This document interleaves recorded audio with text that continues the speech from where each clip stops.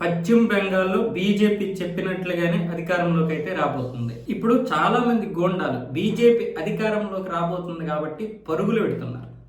ఇంతకుముందే చాలా మంది గోండాలు ఇక్కడ బీజేపీ రావడానికి అవకాశాలు ఉన్నాయి, టీఎంసీ ఓడిపోబోతుంది, ఎగ్జిట్ పోల్స్ ప్రకారం అలాగే ప్రజల యొక్క తీర్లు కూడా మారాయి కాబట్టి ఖచ్చితంగా ఇక్కడ బీజేపీ వస్తే మన పరిస్థితి ఏంటి అనేది చాలా వరకు చాలామంది రౌడీలు కొన్ని ప్రాంతాలు వెళ్ళిపోవడానికి ప్రయత్నాలు చేసుకున్నారు. కొంతమంది మాత్రం గెలిచిన తర్వాత చూద్దాంలే అనుకున్నారు.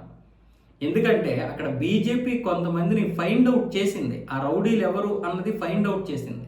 సువేంద్ అధికారి యొక్క టీం అంతా కూడా వీళ్ళని ఫైండ్ అవుట్ చేయడంతో వీళ్ళు ఆ విషయం తెలుసుకొని బయటికి పారిపోవడానికి చూస్తున్నారు. ఇప్పుడు ఎలాగో ఫలితాలు వచ్చేసాయి కాబట్టి టీఎంసీకి ప్రతికూలంగా ఉన్నాయి, బీజేపీ అక్కడ అధికారం చేపట్టడానికి అయితే అవకాశాలు స్పష్టంగా కనిపిస్తున్నాయి. కాబట్టి ఇప్పుడు ఈ గోండాలేమో ఎక్కడికక్కడ పరుగులు లెంకించుకుంటున్నారు.